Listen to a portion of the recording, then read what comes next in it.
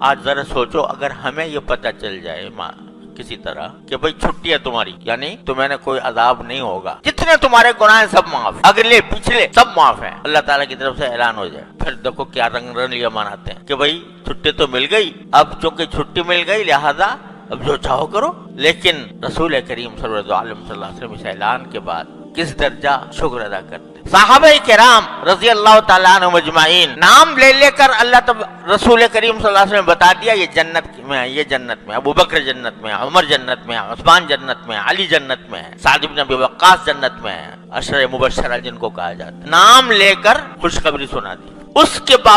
باوجود خوشخبری سنا دی جنت میں ہے، لیکن حضرت عمر رضی اللہ تعالیٰ عنہ حضرت حذیفہ بن یمان سے پوچھ رہے ہیں کہ مجھے یہ بتا دو رسول کریم صلی اللہ علیہ وسلم منافقین کی فہرست تمہیں بتا رکھی ہے، تو ذرا دیکھو میرا نام تو نہیں ہے اس میں۔ جس کو یہ کہہ دیا گیا کہ عمر جنت میں ہے، حضور نے اپنے زبان مبارک سے فرما دیا کہ میں نے اے عمر تمہارا جنت میں تمہارا محل دیکھا ہے اور میرا دل چاہتا تھا کہ اس میں داخل ہو جاؤں، اندر جا کے اس کو دیکھوں، لیکن مجھے تمہاری غیرت یاد آ گئی، اس وجہ سے میں اس کے اندر نہیں گیا کہ عمر بڑا غیرت مند ہے، اس لیے میں نہیں گیا۔ یہ کانوں سے سنا حضرت عمر نے کہ میرا جنت پہ محل دیکھا ہے رسول اللہ صلی اللہ علیہ وسلم، لیکن اس پر خشیت کا یہ عالم کیا حضرت حذیفہ سے پوچھ رہے ہیں کہ دیکھنا یہ منافقین کی فہرست میں میرا نام تو نہیں۔ اللہ اکبر کبیر، کیوں کہ پتہ نہیں اس وقت تو رسول کریم صلی اللہ علیہ وسلم نے یہ فرما دیا تھا، لیکن کہیں بعد میں مجھ سے کوئی غلطی نہ ہو گئی ہو، بعد میں مجھ سے کوئی ایسی حرکت سرزد نہ ہو گئی ہو۔ اور ایک اتنی پیاری بات ایک مرتبہ حضرت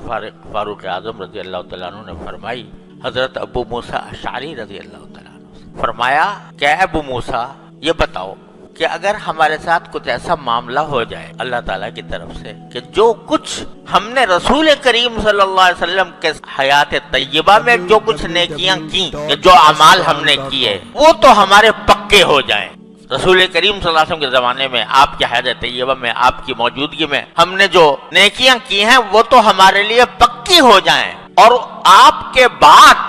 ہم نے جو اعمال کیے ہیں ان میں اللہ تعالیٰ ہمیں برابر سرابر چھوڑ دے، برابر سرابر چھوڑ دے۔ کیا مانا کہ نہ اس پر کوئی ثواب ہو اور نہ ہم سے جو کچھ غلطیاں ہوئی ہو ان کے اوپر کوئی عذاب ہو، تو کیا تم اس کو پسند کرو گے کہ حضور اقدس صلی اللہ علیہ وسلم کے زمانے کی نیکیاں تو پکی ہو جائیں، یعنی ان کا اجر اللہ تعالیٰ ہمیں عطا فرمائے، اور آپ کے بعد جو زندگی گزری ہے ہماری تو اس میں ہم برابر سرابر چھوٹ جائیں کہ نہ عذاب ہو نہ ثواب ہو، تو کیا آپ کو پسند ہوگا؟ تو حضرت ابو موسیٰ اشعری نے فرمایا یہ کیوں پسند ہوگا؟ اللہ تعالیٰ کا فضل و کرم ہے، ہمیں رسول کریم صلی اللہ علیہ وسلم کے بعد بھی اللہ تبارک و تعالیٰ نے ہم سے کچھ جہاد کروائے، ہم سے بہت سے کچھ اعمال کروائے، تو ہم تو اللہ تعالیٰ سے امید لگائے ہوئے ہیں کہ اللہ تعالیٰ ان کے اوپر بھی ہمیں نوازیں گے، اجر عطا فرمائیں گے۔ لیکن جواب میں حضرت فاروق اعظم نے فرمایا میں تو اس پر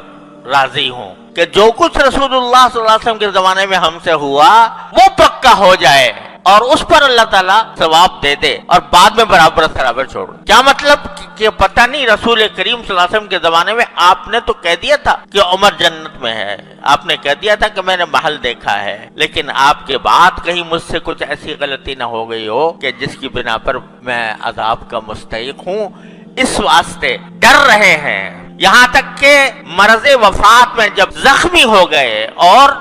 زخمی ہو کر وفات کے قریب ہیں تو فرماتے ہیں، اس وقت بھی فرماتے ہیں کہ